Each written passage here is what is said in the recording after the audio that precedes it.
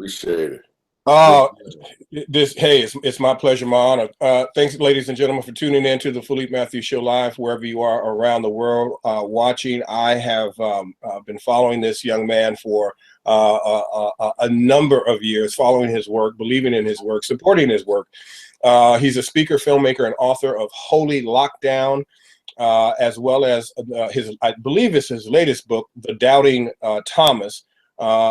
And Jeremiah Camara is with me. He was once a member of the largest one of the largest black churches in Cincinnati, Ohio, where he's born and raised, and was baptized at an early age. But he moved to Cleveland, Ohio, in the early '80s and began his quest toward a deeper understanding of his faith. Welcome to the show, my friend. Brother, thanks, Brother Philippe. Man, it's my honor and pleasure to be here. Man, well, it's my honor and pleasure. We sound like the chipmunks from like, Bugs Bunny. It's like, no, it's my pleasure. No, it's actually my pleasure. So much love and grace to you, my brother. Because it takes a lot to do the work that you do, to stand in the work that you do. And you've been doing this, I think you said about going on like 27 years? 25 years plus, yeah. Yeah. So that's a long time, a long commitment. A lot of shows that I have done with people like Kabahia Wafa from Hidden Colors and a lot of people who have watched Hidden Colors. We are all there's a group. I guess it's almost like an underground group, because this is probably the most controversial show that I'm going to be doing, that I've done, even though I've done some that I thought were controversial. But this is, when you're talking about Jesus, you're taking people's Jesus to God away. It's like, whoa, hold on. But we all say that this is the one thing that is, if we can break free from the chain of pain associated with religion, we will be free. But it is a reverse slave mindset that somehow has left its hold on us. And your work is dedicated to alleviating and eliminating all of that. Tell us how this started for you. Wow. Well, yeah, I'll try to lighten our religious load, so to speak, And you're right, religion is to me the gateway to our gullibility. If I can get you to believe this, I can get you to believe a whole lot of other stuff. I can put a politician in your church and make you think that he's for you or she's for you. Right. And along with kissing a black baby, of course, that always helps. That always helps. Yeah. Yeah. But we're gonna be facetious sometimes with this, ladies and gentlemen, because it's a heavy topic. Right. And it's just brother to brother. So I apologize in some sense to those who might be offended. And then in another sense, I have absolutely no apology whatsoever, because otherwise I wouldn't be doing this show. So go ahead, Jeremiah. I mean, well, believers have had the floor now, man, for hundreds of years. I mean, they say we're taking over, the skeptics are taking over there. We're trying to put God out of, you've had the floor forever, it seems. And obviously it's not working. And so it's time for the skeptics, the atheists, the non-believers, the doubting Thomases, whatever synonym you want to put on it, it's time for us now to speak. And hopefully that people will listen, keep an open mind. Mm-hmm. But my journey, I guess, started really not in Cincinnati, where I was born and raised, but probably in Cleveland. Because Cleveland is where I went to, I was in my early 20s. That's where I really went to begin my quest toward a deeper understanding of this whole thing. Why we believe the way we do. What is this God? Who is this God? How did we arrive at where we are, psychologically speaking? And, what is it doing for us? And there was a guy, he was a good, friend of mine at the time. And we were going to church 2 or 3 times a week, and I had got rid of all my jazz albums and listening to the Mighty Clouds of Joy. I call them the Mighty Curls of Joy. They all had Jerry curls. And the Nick. Oh, wait a minute now. We gotta edify the young folk, because young folk don't know about nothing about no Jerry curl. Yeah, well, hey, I know this is gonna be hard to believe if y'all can envision. I used to have a Jerry curl, so this was, and it wasn't pretty at all. Just I killed everybody who had a photo. But wow, that's just too fun. So that's so we're in the 80s, no doubt. We're in the 80s. We're in the 80s, and you know, I stayed with a preacher because I was homeless. You know, I slept in my car, man, for 2.5 months till it started getting cold up there on Lake Erie, man. And a preacher took me in, and I was going to his church. Him and his wife, we were, you know, studying. I was 21 years old, listening to Herbert Armstrong. Had the lights off on Friday night to Saturday night. Deep into the Holiness Pentecostal.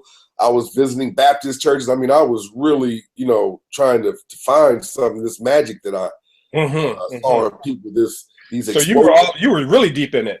Oh yeah, and every time I would call my mother, you know, she would say, "Boy, you're gonna be a preacher one day." I can hear it because I was quoting scriptures and all this kind of stuff. And something happened. I can't necessarily pinpoint a particular moment. You know, that's almost like asking me, when did I grow up?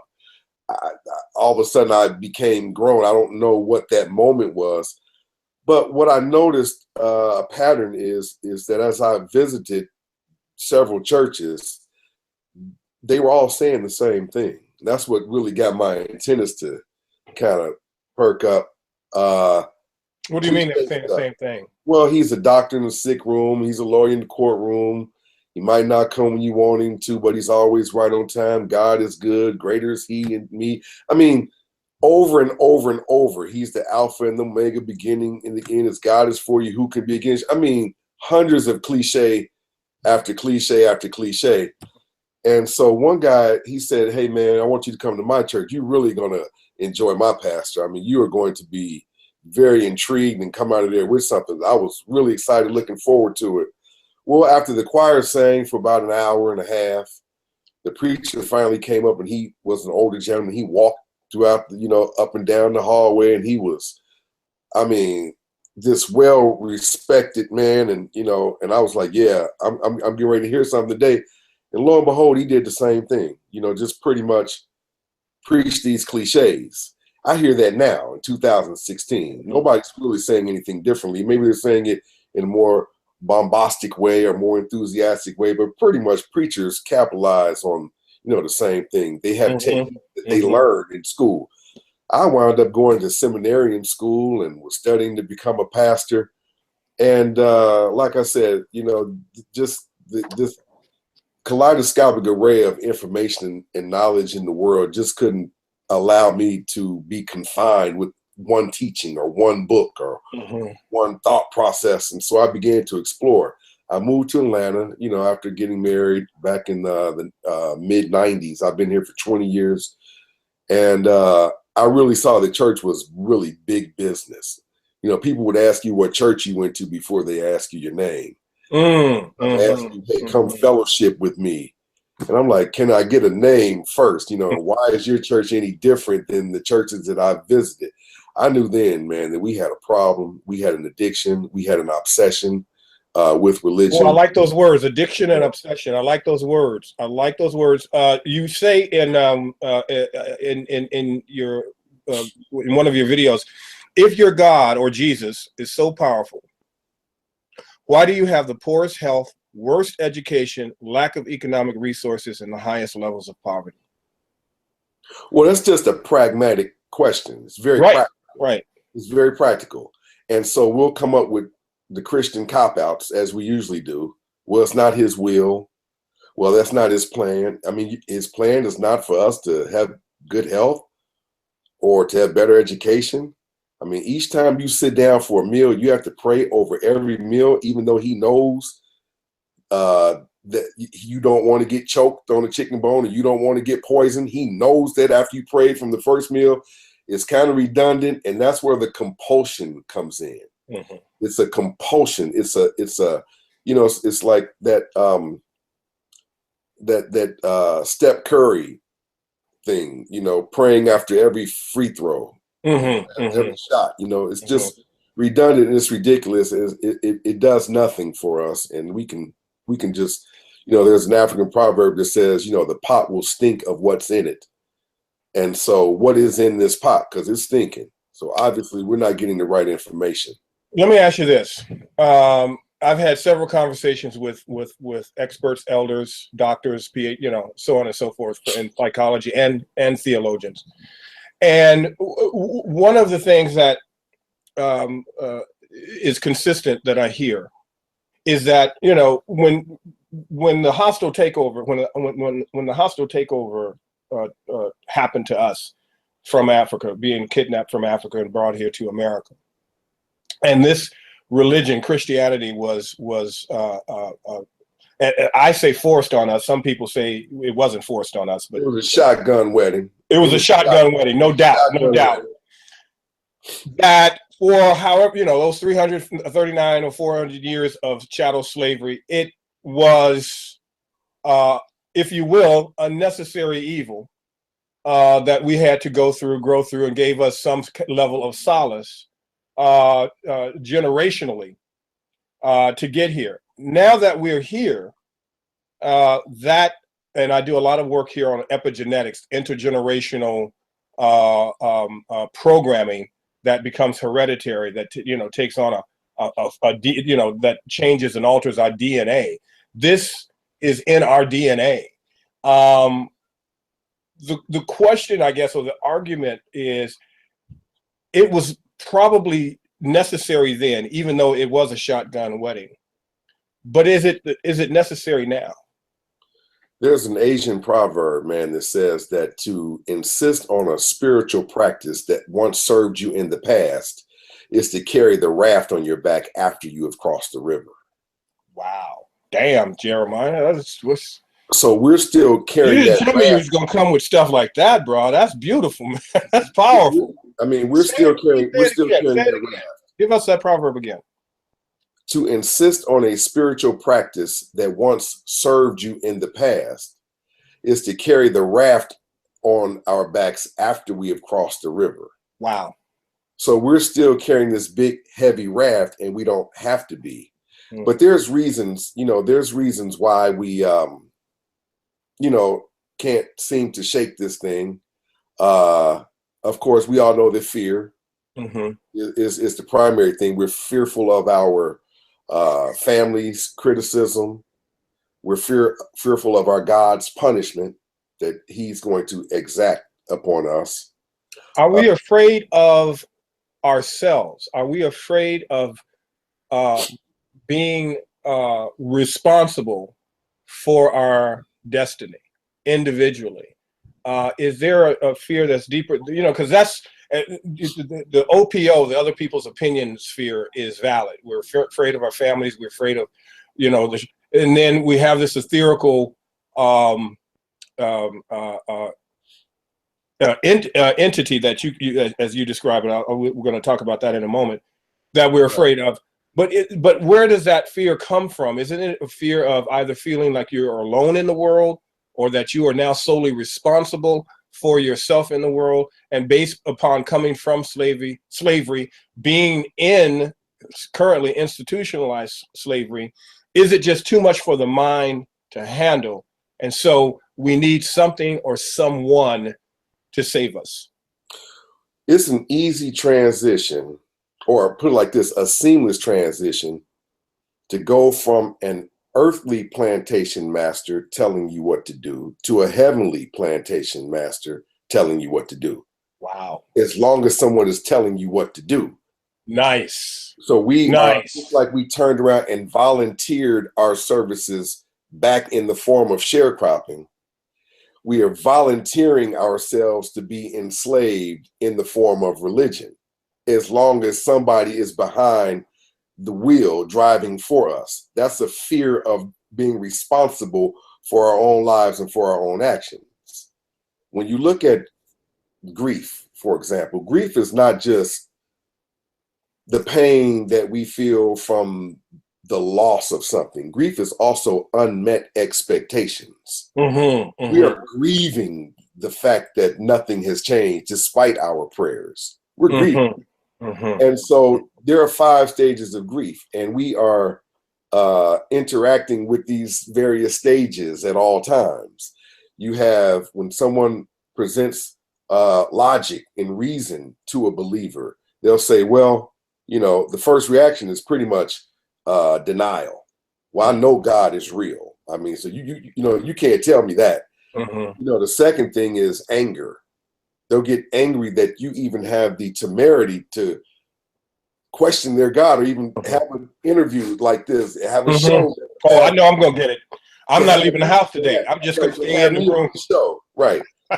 And then the third thing is bargaining. You know, they'll say, well, that does make a little sense. And I did think about that, but I'm going to do this Pascal's wager thing. I'm still going to stick to this just in case when I die, I'm going to, I'll have this, in my hip pocket. So you can play this game with your God. The fourth thing is depression. Your degree of hurt that you will feel, or your degree of pain that you will feel from falling out of love with your religion, so to speak, is contingent upon the depth to which you are involved in it. So your depression it hinges on that. If all of your activities involve your church members and everywhere you go, you may have a pretty heavy fall. But then again, you have to understand that your fall is not 10 stories high. It's only 2 inches. It's not going to hurt. You're not going to spontaneously combust. And when you start to question these things, that's just really your job, your brain doing its job. You are given these various resources and faculties of the brain to use, but then you are encouraged by the church not to use it. Don't question God and stuff like that. So it's a big contradiction there. The fifth thing is acceptance. Nice. But the problem with accepting it is you're going to have this level of cognitive dissonance. I'm going to have 2 existing thoughts, two thoughts coexisting simultaneously. This one on this shoulder and this shoulder telling you that you're faking it. You didn't really speak in tongue. That you only speak in tongue when you have an audience. Know that you only get the Holy Ghost between 11 and 1 during Sunday service. You don't get it when you're in the dental office. You don't get it when you're driving. You have to pick and choose. So that you are doing some self-hypnotic things to push you to this stage that you want others to see, but you won't admit that that the earth being made in 6 days or 6,000 days or even 6 million days is erroneous. That Genesis is a biological, cosmological train wreck, but you will still stick to that. You say it's a hard something thing. in your video. Where is it here? About literally about Jesus. Or Adam and Eve, basically, there's just absolutely, here are these people born or created as adults in the Garden of Eden, and it's absolutely insane to think that that you can do this. You also say this, and this is. Self-reconciliation is a B, because what you just described in the 5 layers of grief in that acceptance and that depression, between depression and acceptance, there is some insanity that's going on. Not insanity, but there's cognitive dissonance, but there's an identity crisis going on. Because you really don't know who you are, because you have been identified as this person for so long. Who are you now, and or who will the real Jeremiah please stand up? What does he look like? What do I do now that my entire existence, my family, my friends, my work, has been identified in this construct, and now I'm waking up, or have awakened, to this myth, to this lie. Hidden Colors, I forgot if it was 1 or 2. I want to say it might have been 2. Was dedicated to religion. A true story that happened to me. I was with my sweetheart, and we were over at her godmother's house. And godmother's sons were there, and we were all talking about Hidden Colors. And we're like, yeah, that was great. And this was fantastic. Did you see what Booker T. Coleman, Kabahia Walther said? This, oh, that was great. And then I said, well, wasn't it fascinating that you know, that they found the historical evidence that Jesus was completely fabricated and made up?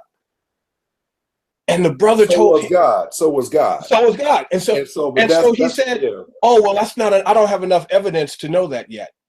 And I'm saying, and it blew my mind, because it was that level of denial. Now, everything else about being Black, Pan-Africanism, and being in control of our lives, they got. But then when it got to that God issue, when it got to that Jesus issue, that was it. Well, you know, it's easy, even some of the Pan-Africanists, some of the so-called conscious community, they'll put Jesus down, but they won't put God down. Understand? Because, or they'll paint him black, they'll dip him in chocolate, which is even more absurd and offensive, because if Jesus was black, that's really screwed up, because he didn't do anything for black people. He left them enslaved. So that's really insulting. That's why in my slave sermons, I always portray Jesus to be white. Because Jesus is white, because he's white in Walmart. Walmart is the biggest retailer in the world. So that means millions of people are going to see that. It's perception. It doesn't matter what he is, it's what he's perceived to be. The perception is, the consensus is that God is white. Therefore, he's white. If Jesus is white, then your natural brain computer chip logic is going to say, well, his daddy is white. You know, so Jesus is white. So you can paint him black, and that's even more insulting to yourself. But when you talk about how do we establish or reestablish our identity, if we've ever had one, because we were all born non-believers until religion tended to poison us, right? Well, there are 5 stages of that too. Okay, the first stage is fear.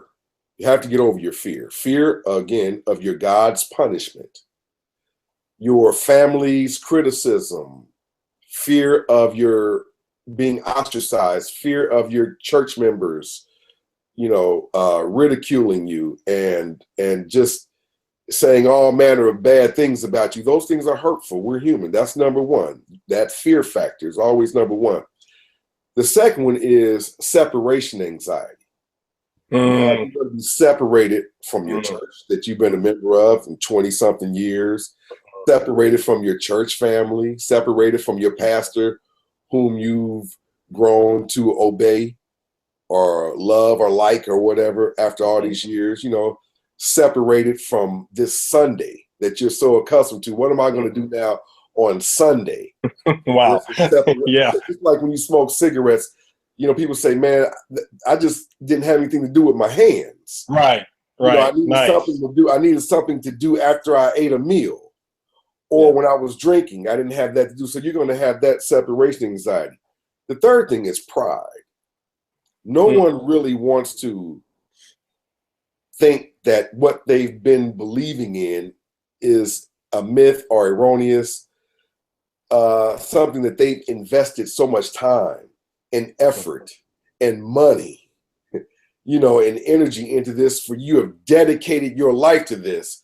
You will cling to your belief despite the overwhelming amount of information that that proves that your belief has been fabricated, that it's all a fairy tale made up.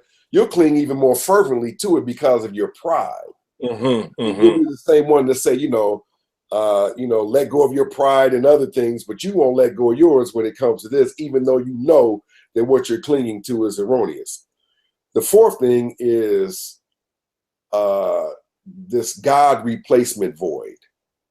What do I replace this God with? Well, I mean, believe in yourself, believe in eating correctly, believe in exercise, believe in education, believe in your family, believe in being a good parent, believe in community, believe in cleaning up your neighborhood and not polluting it, not throwing trash out the window, believe in getting a math tutor, believe in tithing to yourself 10%, which is the real beginning of wealth. Okay, there's a lot of things to believe in to replace God with. You see what I mean? Because you're really just holding on to a character in a book. Now, 20 years ago, I did an interview with, what is his name? I can't remember his last name. Dr. Andrew, he is a neurosurgeon and wrote a book called Dr. Ben Carson. No, not Dr. Ben. I wish you'd have had him on the show. Oh God, no! That's something you won't see. That would really be scary, having someone running the country and having these types of religious beliefs. I mean, it's insane. The book was called "Why God Won't Go Away," and he was a neurosurgeon. What he did is he took a cross section of people and put them under an fMRI: meditators, priests, yogis,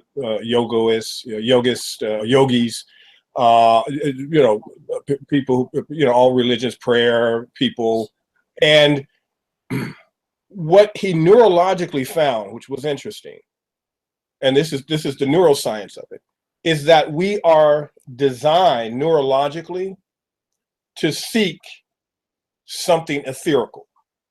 Whether it's true or false is irrelevant, but we are neurologically created, hardwired to do that. What is your feeling on that? As it relates to being hardwired to find and our ancestors. The word God is not even it's not in, it's a German word, first of all, and it means nothing. It's just that we have been proselytized to believe it. We think English is actually our language. It isn't. But our ancestors, they didn't use any term, but they were connected. And I've had Dr. Gabriella Yibo on the show, who found they've done this thing where they tried to find the God particle, and cosmology, the macro, and quantum physics, the micro. Well, he found the actual scientific equation, if you will, of the universe, or of God, which is science, and it's beautiful and it's elegant. Walk us through, if you can, between the two, because I'm looking at more of a scientific approach to this etherical hardwire, this, I call it frequency, that we're all tuned into all the time. You can call it what you want, but as Kaba Hiawatha would say, if it is to be, it's up to me. Speak to us on that. I mean, if your God can't stop a bullet, so I mean, all this police killer, he can't stop a bullet. What good is he? But right. you just led me into the fifth thing, which is betrayal. You're talking about being hard. Okay. You see, that's number 5. Betrayal, a sense of betrayal to tradition, our culture, to grandma. Mm-hmm. Betrayal to my uncle was the deacon. My aunt taught Sunday school. This was my grandfather's church that my father took over. I'm a preacher's child. Gotcha. I can't entertain these types of thoughts because there is a deep sense of betrayal. Wow. That's there. So when you have these elements of fear and separation anxiety, pride, God replacement, void, and betrayal, you have some heavy things that's going on. But let's get back to this whole hardwired thing, okay? It's impossible really to understand the concept of a God or gods without really realizing how these gods came about. Gods were invented to explain natural phenomenon. They were superheroes. Mm-hmm. They were invented to be superheroes to manipulate the events that were beyond the realm and beyond the control of man. Mm-hmm. And so this is why we did these things. Now, the Bible, for the most part, is where we get our information about the God in whom we believe. Mm-hmm. Where he lives, what he does, who his people are, who he talks to. This is where we get our information from, right? Okay, so, but how would we know about this God if it weren't for the Bible? You see what I mean? How would we, what would we even have a concept of a God? What would we? So without the Bible, there's no creation story. There's no Adam and Eve. There's no Abraham. There's no chosen people. There's no covenant. There's no Jesus, no virgin birth, no heaven and hell. All of these things. So basically what that means is that's all of these stories and all of these characters are inextricably linked to the God that you believe in. So without this Bible, if you take your Bible away, then without the existence of that, then your God doesn't exist either. Someone once asked the question, who owns the copyright to the Bible? And it was fascinating because it's like the Bible is a printed book, and if you look at history, religion was created to control the population of people. Right. That was the whole reasoning behind it, to control. That was the whole reason. It was a bunch. Now, mind you, if and this makes sense, ladies and gentlemen, if you think about millions of people who are uneducated, who are farmers, agriculturists. This is way back in the day. Illiterate peasants. Right. Wouldn't it make sense if you are that 1%, and you've got a group of your 1%ers that are designated as the king or the queen or the emperor or whatever ruler of that particular nation, that in order to keep the population in line and to keep the laborers laboring, doesn't it make sense to create a narrative that, well, you're not going to get anything in this life, but you'll get it after you die. It's going to be fantastic. You're going to go up and you're going to be embraced in all of this. So work as hard as you can, but you're not going to get anything in this particular. And so that is a way to control your mind and the mind of your children's mind generationally. So here we are today, 2016. Walk us through a little bit of that in terms of how religion was created by governments to control population. The whole point was for the individual to surrender their power and submit to a higher authority. And that higher authority came under the pretext of God. That's what God is a pretense. But I like that. The higher authority was really the church. And so the Bible is mainly, in the Bible, the God character, because I never really refer to God without using the term character behind it, because God is a character in a book. It's always the God character. You got to keep that in mind. And so this God character in the Bible is mainly referred to as God, which is a title that's been historically used as an alibi to conquer and to acquire power. Now, blacks and other conquered groups were introduced to this character from the perspective of a victim, trained to perceive this God character as an ally to help relieve them from suffering and enslavement. Other groups, however, perceive this God character as an ally in their quest to obtain power and control.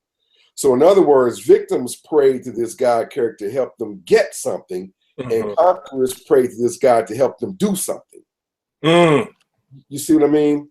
And so this is why this God character throughout the world has always been so captivating. This is why we can't get rid of him, is because this God character accommodates the psyche of both the rich and the poor, of both the oppressor and the oppressed.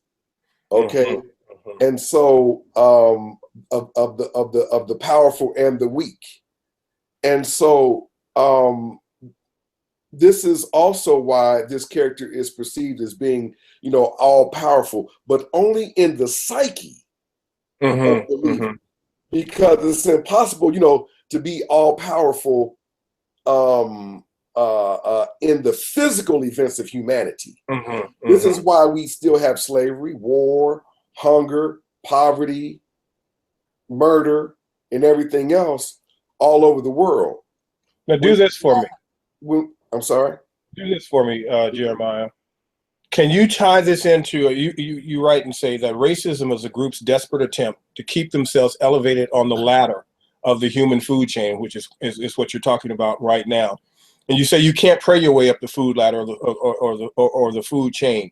I really love this. You say you are trying to hitchhike a ride on a God entity that has not that was not conceived by you.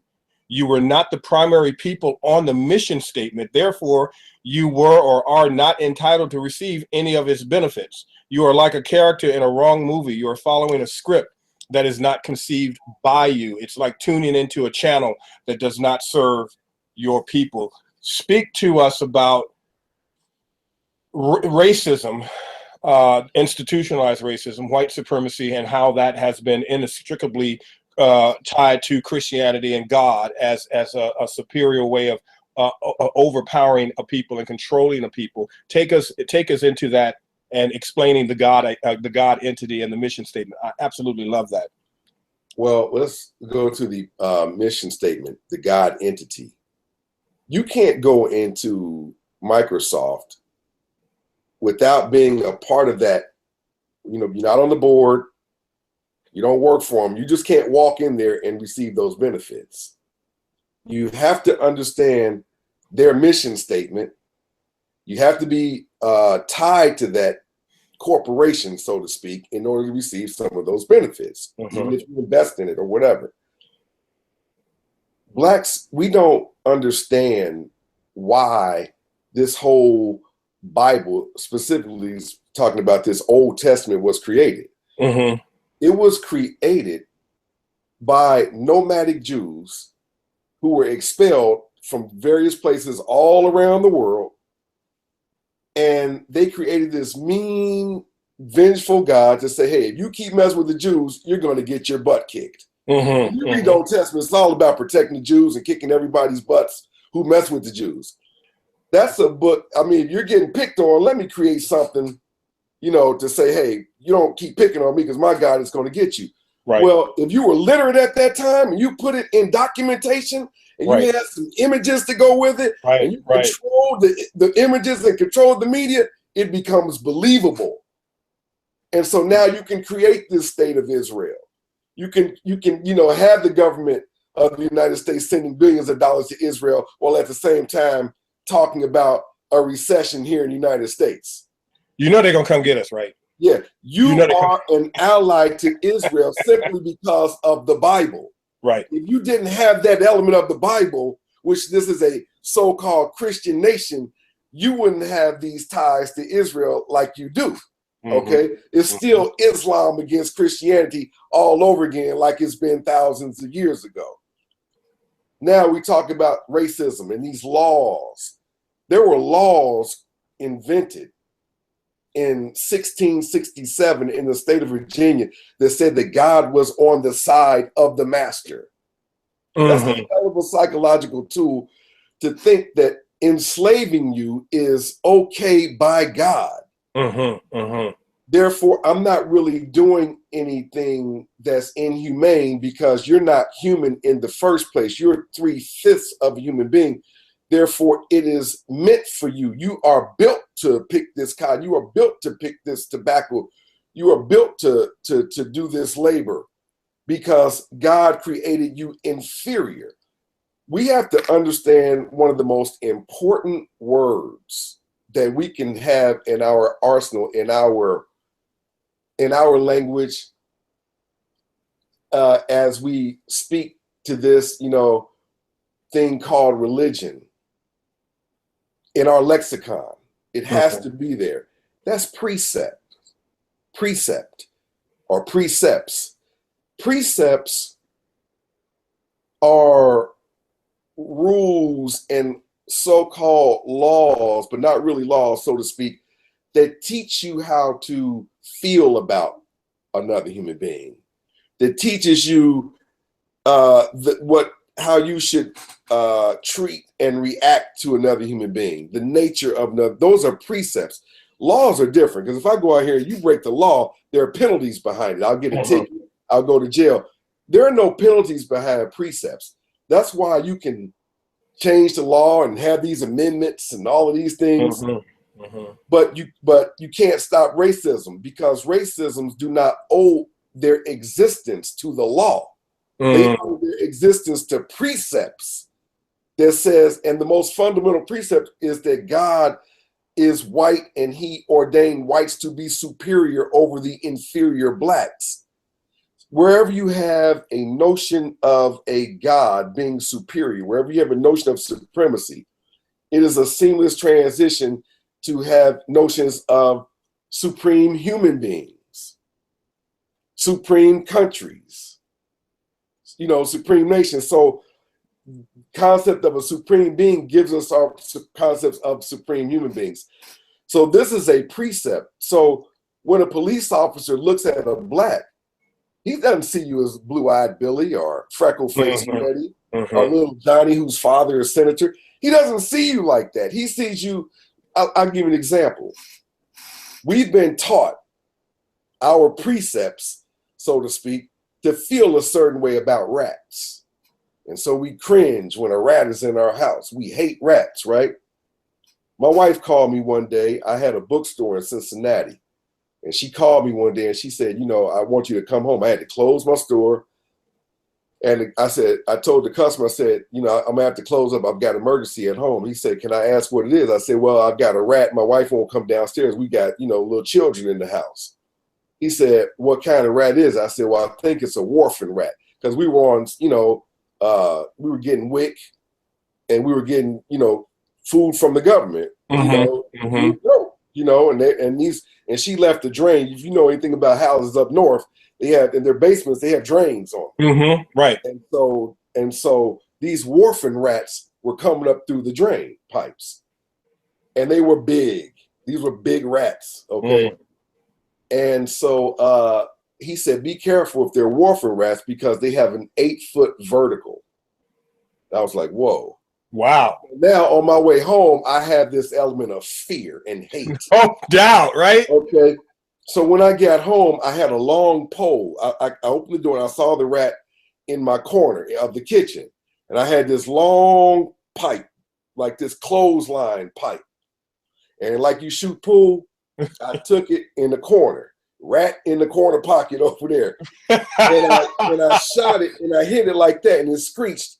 And blood went everywhere. And even though I knew it was dead, I kept hitting it because I had a hatred for that rat because of the precepts of what I was led to believe about rats. Right. You're not going to jump 8 feet high, eight feet and bite me in the face. Same thing about the precepts that racism projected about black people. Wow. They are dangerous. They will rape your women.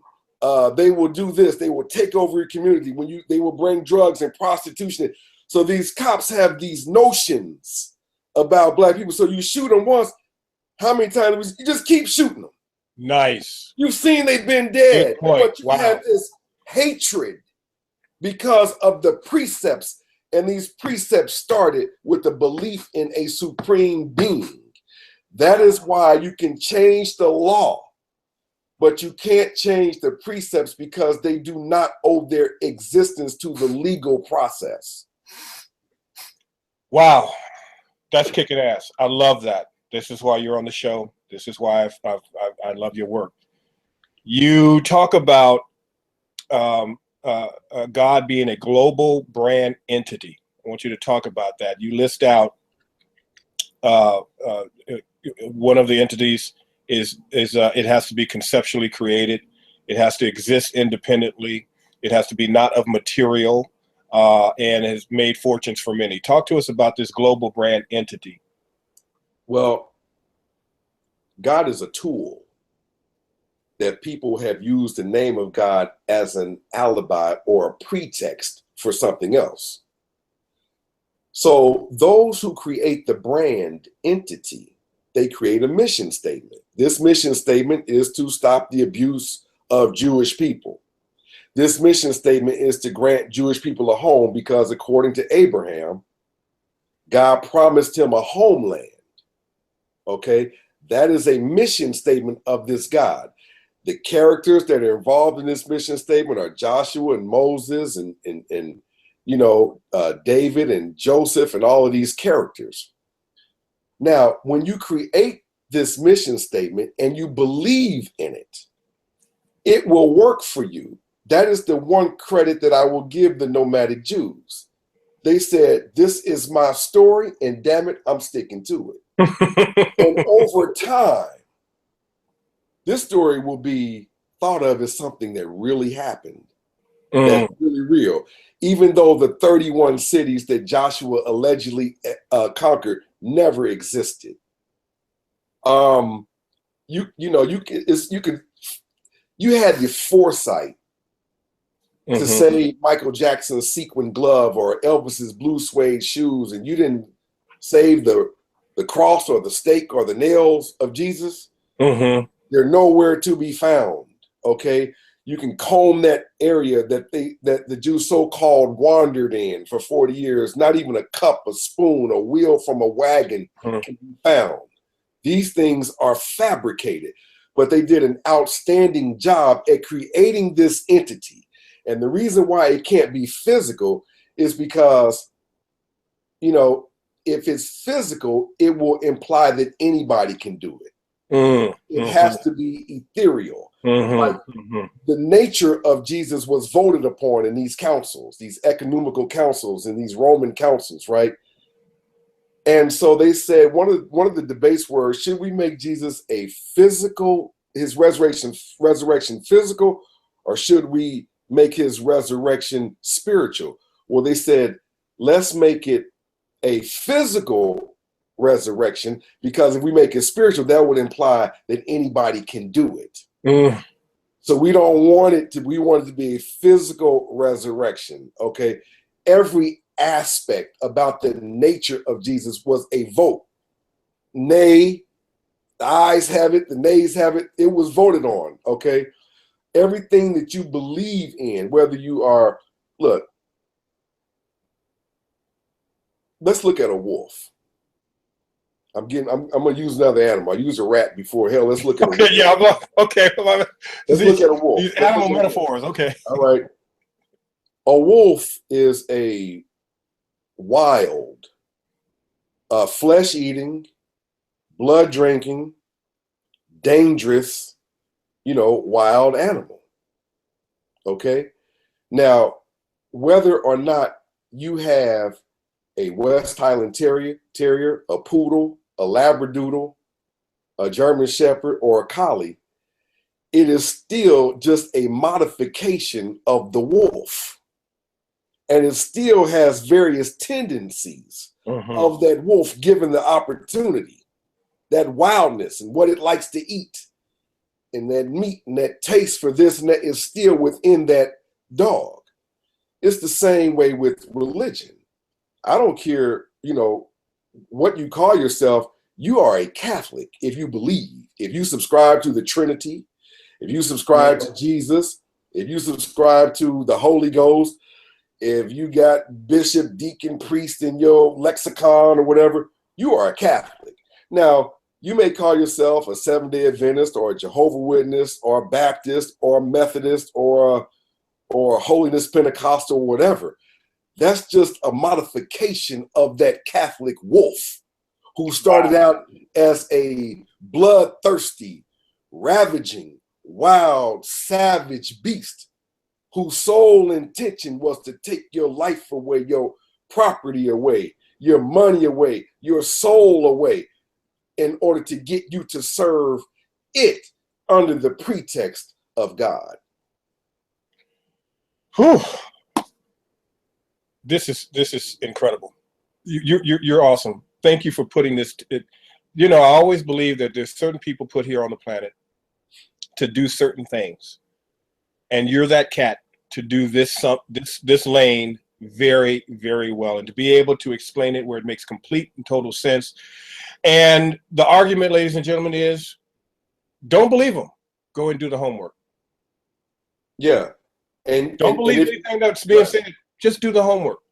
And if you decide to question it, to be a skeptic, to be an atheist, a non-believer, which are synonyms of one another, if you decide to do that, pat yourself on the back because your brain is doing its job. Listen, your brain is an organ. Now, we're supposed to put our organ to use and not damage our organ. Religion teaches this organ called the brain to take the path of least mental resistance. And so your brain cannot function at optimum level without asking questions, without being curious. You are just a program. You are brainwashed. Brainwashing is a systematic, it's a coercion to believe the thoughts or belief of one or more persons, usually for religious or political, reasons. And so, but if you were to smoke a cigarette, people say, hey man, don't smoke because your lungs cannot function at optimum level. You're going to lose breath when you work out. You're going to have pain in your chest. Well, why not have that same concern about my brain, which is also an organ? Hey man, question. Hey man, use your brain. Hey man, think freely. Don't let anyone, inhibit your thinking. Have that same concern for it as you would any other organ that's I in really your like body. that. That's great. I like that. I like that. So when I first heard of this organization, I had Leanne Lord on the show, on my radio show, some years ago. Right. For those who don't know, she is an amazing comedian. I got a chance kind to of see an Irma Bumback, I'm showing my age now, esque kind of comedy. And she's also absolutely beautiful to look at. So she's got this most amazing brain. She is just badass. And I love her comedy, love her to death. And it was the first time that I heard of the group Americans for Humanism. And I know you're a part of that as well. Give me a story about you. I think you said you had a story about Leanne, and then let's talk about Americans for Humanism and what does this mean? I would not be the one. I saw Leanne in St. Louis, Missouri. Heard her comedy. She was outstanding. But as far as what that would mean, I would look it up and I would have someone who's a better equipped to represent that organization than myself. Okay. I am a part, so to speak, of all these organizations. I call myself Shaft. Okay? Shaft is an acronym for I'm a skeptic, a humanist, an atheist, a free and free thinker. Okay. And so that's that acronym for Shaft. So I'm all of these things. I have been a part of, I'm a part of the student alliance that invites people such as myself to speak. Okay. I'm a part of the Black non-believers, so there's a lot of groups that I help and participate in.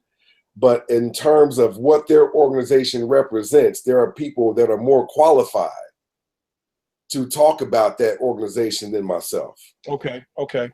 I can just tell you where I am and what I subscribe and don't subscribe to, Yeah. How many books have you written on this subject? Because I know I have 2. I've written 2. Holy Lockdowns as a Church Limit Black Progress, and The New Doubting Thomas, the Bible, Black Folks, and Blind Belief. And that whole entity thing that you were talking about, that's in the, for those who are not familiar with, that's in the Camara's classics that I did. It's called The God Matrix. So you can go to YouTube and just put in The God Matrix and Jeremiah Camara, and you'll see that I did a little cartoon piece on it. Yeah, and awesome. I just recently started back doing the slave sermons. I had a hiatus for quite a while because I've been busy, traveling a lot of time out of town. And, people, they think that those slave sermons can be done within a matter of minutes. I mean, when you edit, man, that is a long, tedious process. Yes, it is. So the slave sermons may be 7 minutes, but I mean, there are a lot of hours. It might be 70 hours of work to go into that slave sermon, right. Which just looks like it's just something that's put together. That's not the case, but I'm back and I'm working on another one. When you called early, I was actually working on formulating another slave sermons. And for those who don't know, they're just 10-minute snippets of video illustrations that highlight the perils of religious intoxication. You know, Philippe, when you're intoxicated and you're drunk on a substance, we're drunk on the substance of belief. Wow. When you're drunk on a substance, what are some of the main effects of being drunk? Well, some of the main effects of being drunk is you lack cognition. Like if you get arrested and they put you in jail, they release you on your own recognizance. So you are now aware that what you did was wrong. Okay. But when you're drunk, you're not aware of the obvious things. Just like the driver is not aware that he or she is in the wrong lane because they're drunk. We don't realize, because we're drunk, that we're giving $250 million on average away to these churches. And we don't have a pot to piss in, a window to throw it out of, or any land for that piss to fall on. But you're drunk. You're so drunk that you don't even see where Creflo Dollar asks for $65 million, and his street is on a street called Old National Highway, a street that is replete with drugs, with crime, with all manner of other ill activities. And this is an ocean, a lake in the midst of a desert, so to speak. But you are so drunk that you don't even see that paying yourself is the first law of wealth. And so you wouldn't have to go to church to pray to get out of debt if you were paying yourself in the first place. That 10% that you're giving the pastor. Wow. But when you're drunk, the obvious things escape you. See, that's really obvious. But what you have to do is you have to step back from religion. Like if I held this paper right here, you know, I can't really see this. I can't see what's on here because it's too close to me. But when I step back from it, I can see all the flaws and all the erroneous assumptions and all the fallacies that are in my belief. But if you're too close to it, you can't see it. We have to step back and not be afraid to step back. Look, one of the reasons that keep us from stepping back is what I call the Job principle. Job is one of the oldest books of the Bible. And Job is the book that preachers keep in their hip pockets. When their sermons start to go downhill, they can always pick that up or either incorporate one of the six techniques that I just put in Slave Sermon episode 47, which I will not give away here. You have to look at that episode. It's called the 6 Preacher Tricks, because these are tricks that'll keep you coming back. And it's guaranteed that they will use one of these tricks, okay, to keep coming back. But Job is another trick that they keep in their hip pockets, because Job is a story about a man that refused. He was wealthy. And this is why the wealthy hang on to God. And this is why the poor also seek the blessings of God. It's all about what I can get or what I can keep. But they're for selfish reasons. So Job was the richest man. I guess you could say he was the Warren Buffett of his day, the Bill Gates of his day. He would be a plutocrat of his day. And so you know the story. The devil came to him and said, hey, in the form of Jeremiah Camara, and say, hey, question this belief. Question what you think. Use the faculties of your brain. In all this, examine the reasons why we arrived at where we are in terms of what we believe. And so God said, look, I tell you what, Jeremiah, you can go to these people. You can tell them this, but don't touch them. Don't lay a hand on them. Well, Job was rich. Job would not do it. He would not question or curse. Today we would say question, but he would not curse God. And so, you know, it's a fairy tale because he had nice round numbers. He had 300 sheep or 300 oxen and 100 of this and 100 of that and all this. He has 7 sons. He has 3 daughters, which equals 10 and all this kind of stuff.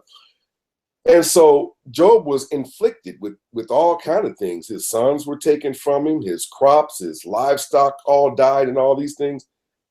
And all he had to do was just not curse, or in a modern context, don't even question God. So what did God do in the long run? He blessed him with 7-fold. This is our mentality. I'm an athlete. I'm already rich. But when I make a touchdown, I'm going to thank God because I want to keep these cattle. I want to keep my cattle. I want to keep my sheep. So I'm going to always acknowledge God first. After the game, well, first I'd like to give glory to God. Yeah, we need to be aggressive on defense and take care of both ends of the floor. You know, all of this nonsense. You are in one of the most violent sports in the world.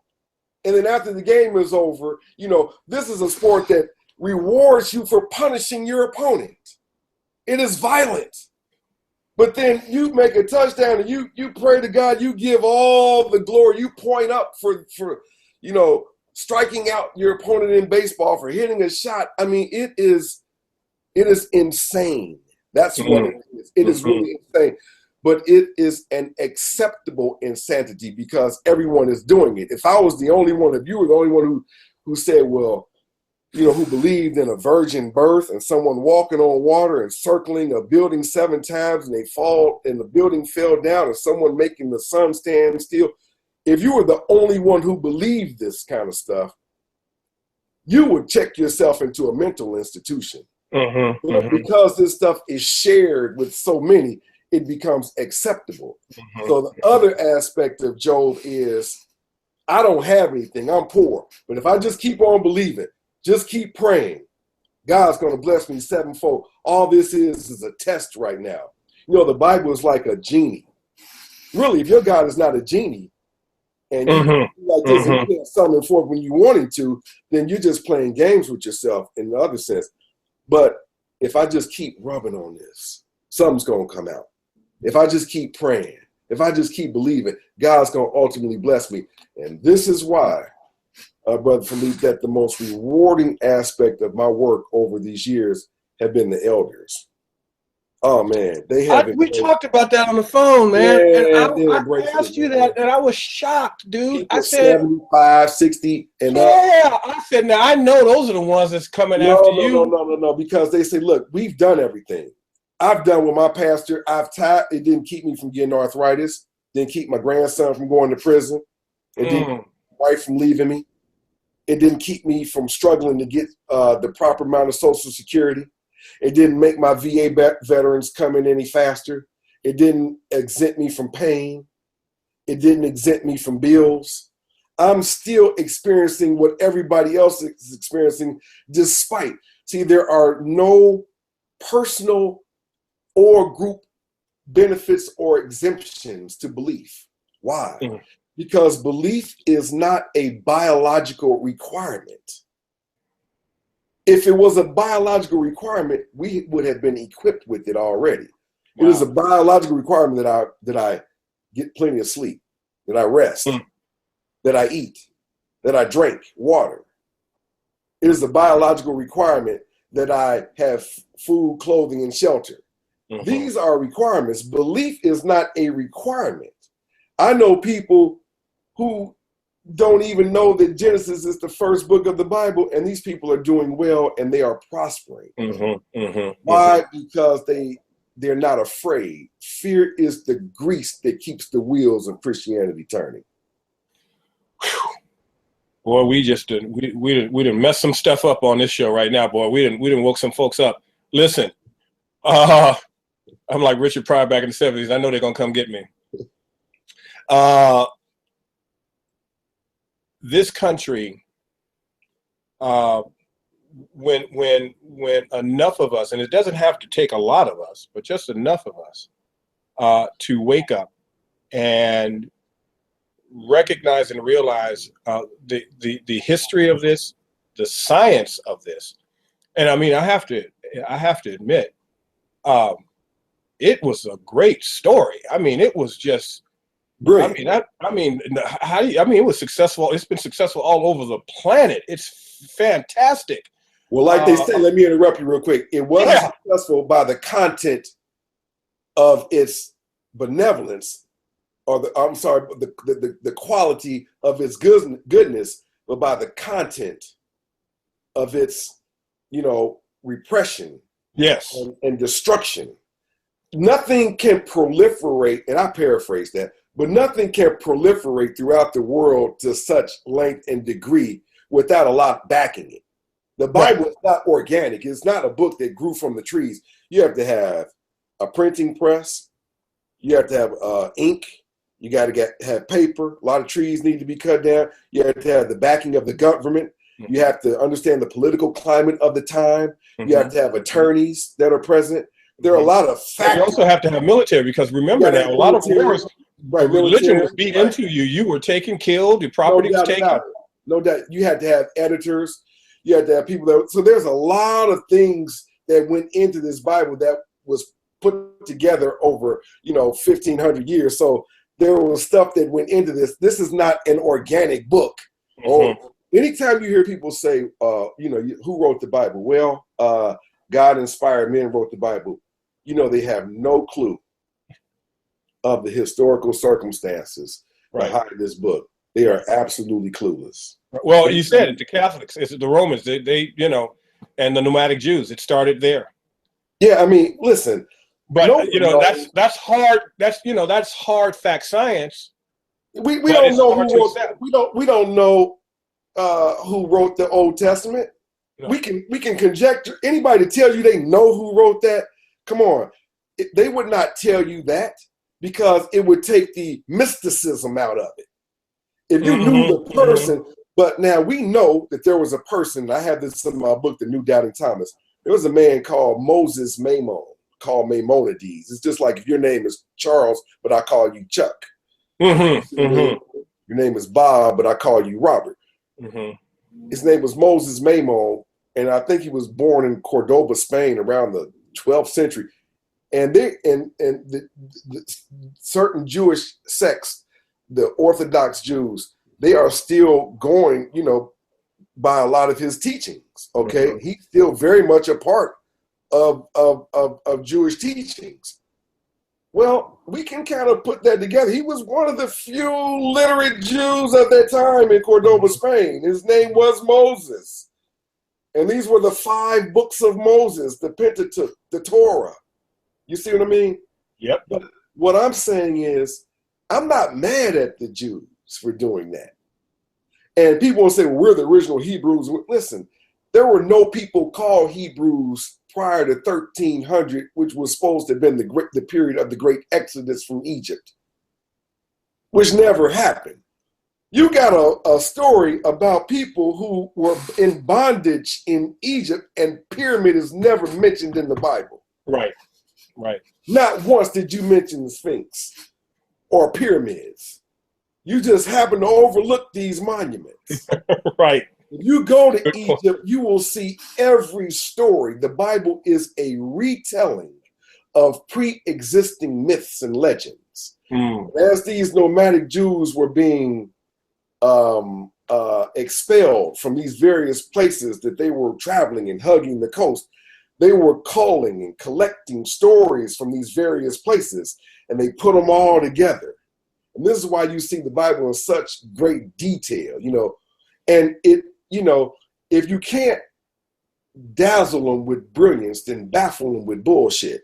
So this is why you have such and such begat this, and he begat that, and thou willest, and thouest, and all of this kind of stuff to baffle you. Therefore, to it. To get you to think that there's some validity. Because if it was written too simplistic, oh, hell, anybody, I can change anybody. No, it has to be a whole, before you get to the story, I got to know who begat who and all of this kind of stuff, man, because you are baffling me with bullshit, because you cannot dazzle me with brilliance. Wow. Oh, this is great. The only regret I have is not having you on my show sooner. The only regret I have, man. Listen, where do we go from here? What what should a melanated man or woman do right now as a result of listening to this? They have been waffling on the fence. They know this, but they haven't dedicated to it. Because you're really talking about rebuilding your life in a sense, because if your life is really surrounded by that, your family and all those things, there's some serious, if not mental consequences, there are some social consequences. Absolutely. How do you begin to maneuver? What recommendations do you give in how to begin that process and maneuver within that? Be practical. I mean, here it is. You're taking 10% of your income. Why not use that same 10% and put it towards your child's tutoring? A lot of people drop out of school because the work gets too hard. And when they get behind, to catch up and start asking all these questions is embarrassing. And embarrassment is another topic to itself. That no doubt. We have a show just on embarrassment. We live not to be embarrassed. Right. Right. Employ the unemployable. Especially us. Of course, that's what I'm talking about. But employ some of the unemployable in your neighborhood with the tithing. You're tithing 10%. Take that 10% and hire felons who can't get a job anywhere to clean up your neighborhoods, to paint the buildings, to fix the broken windows. Nice. Okay. To clean up the trash, because if you go in black neighborhoods, we have what's called the broken window theory. And I'm not talking about all black neighborhoods, because I live in a black neighborhood and it's nice. Okay. I'm talking about far too many black neighborhoods are inundated with pollution. You just take something and throw it out the window. That speaks a lot to your character. When you can do something like a dog has sense enough not to shit where they live. So when you do that, the broken window principle says that if I see a broken window over there, I'm more likely to just break another window, because obviously this one didn't get fixed and there's no consequences to doing it. I own a business in the suburbs of Atlanta, and every time I go there, it's just inundated with trash. And this is one of the highest income per capita amongst black people anywhere in the United States. So why don't you take the 10% and give it to people who don't have jobs to clean up the neighborhoods, clean up the trash, paint the buildings, fix this and fix that. They can do these things. They're skilled. How about taking that 10% and putting it towards your child's tuition? Why wait on a president to tell you what his policy on on college education is going to be when you have that power right in your hands? Wow. Okay. Why not put a personal savings for yourself towards your retirement? Take that 10% and pay yourself. Why not do a community endeavor? Open up a business, buy some real estate, create a trade school, create a community center to get these children off the streets. Hell, hire a personal trainer with that 10% and get your physical body in order. Because if that's not together, then you can't do anything unless you have the physical stamina to do it. No doubt. Why not create a neighborhood treasury for loans where people can come in with a viable business plan and get a loan from you? Why not convert these churches into boarding houses to give people a place to live, convert them into shelters for the homeless, something practical? You got this big church and these people sleeping out on the street within 100 yards of your church. This makes no sense whatsoever. Be practical. Go and order the book. I'm not doing this for money. You just asked me, so I'm telling you. The book, Holy Lockdown, Does the Church Limit Black Progress? That is a book that will start you from the basis, where you can begin to learn some of the practical steps and what you're involved in. Go to the Last Slave Sermon, which is free, to go and look at episode number 47, which is preacher tricks, to see how you're being tricked every Sunday. Go there. Do these practical and pragmatic steps to get you to release yourself from the bondage of Christianity or Islam. Because listen, Islam is the Johnny come lately. Mm-hmm. I understand the big three Judeo-Christian religions. I get them. I get why you created them. I'm not mad. Hell, it was an ingenious idea to invent a God that's going to kick your ass if you mess with me. Right. I get that. Right. It's just like a little boy or little girl in an orphanage that nobody wants to make up stories about how they're chosen and how everybody loves them. You make up stories about how you're the chosen people because you were, in reality, the ones who were getting rejected. Okay? I get that. I can really understand how Judaism was created. I get it. I can also really understand how Christianity was created during the Roman wars and by the Romans because people were converting to Judaism. And we needed this all-inclusive God that loved everybody despite their income, despite their race. And Jesus kind of covered those bases. That's why the Bible is written in a form of typology. The Old Testament kind of lines up with the New Testament. And you look at the stories like Joshua and Moses, the same people. One parted the Red Sea, the other one parted the river. One freed these people, the other one freed that people, but they have the same story. Okay? And then you look at Islam. When the Ottoman Turks took over Constantinople, you got, this Arab faction of Islam was created.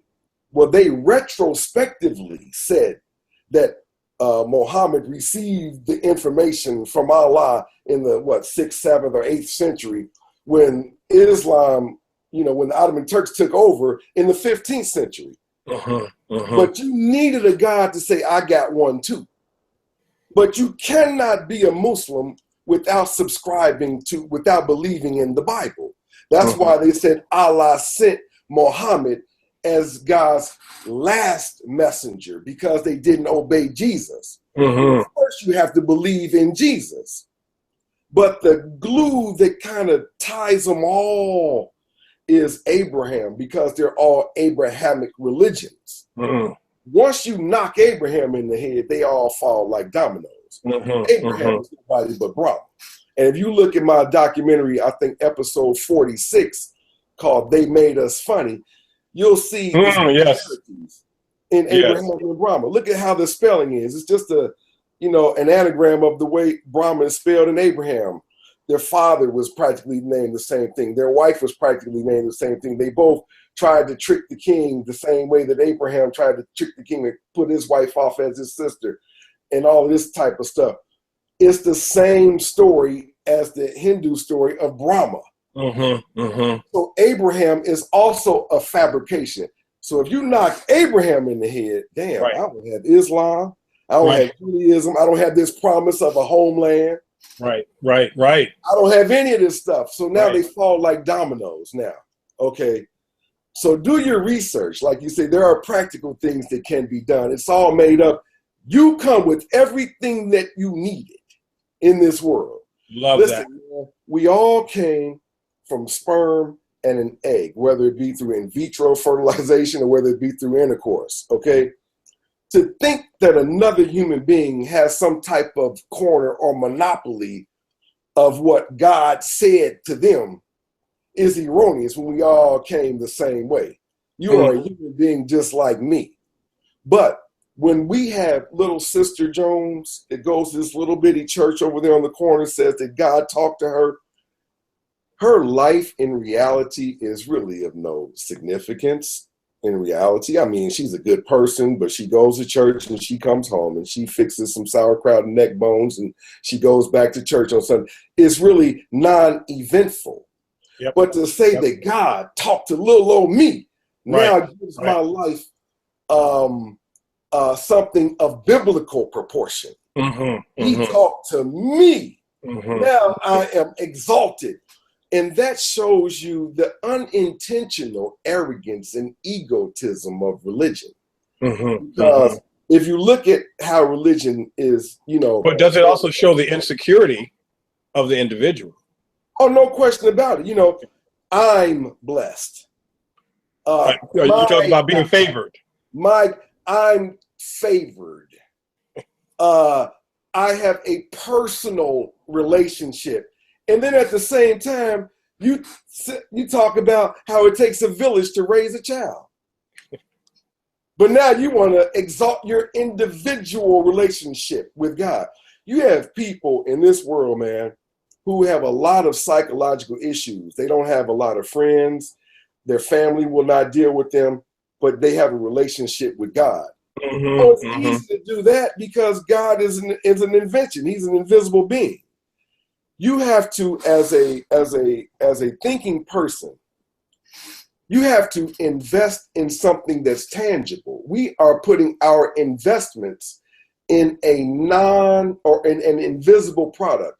Now, if you were to reach in your pocket and go to Edward Jones or go to MetLife or, whatever type of financial institution, T. Rowe Price's slogan is to invest with confidence. Mm-hmm. How can you invest in something that you don't know anything about? Mm-hmm. Mm-hmm. Cannot be confident in that. But if you were to invest in one of these organizations, you would expect a return. You would go to your work and say, hey, what is my return? When is my return on investment? What is my return of investment? When am I able to see these dividends? When can I, tap in to get this and get that? But you invest your money in the church and expect nothing in return. Wow. Not anything specific. It's just that he's going to pour me out. In fact, you're told not to, because then that's wrong to even expect something in return. Right. That's blasphemy itself. Listen, people like myself who don't believe, my job for the last 15 years, my business, I've hired mainly people with felons. That's what I do.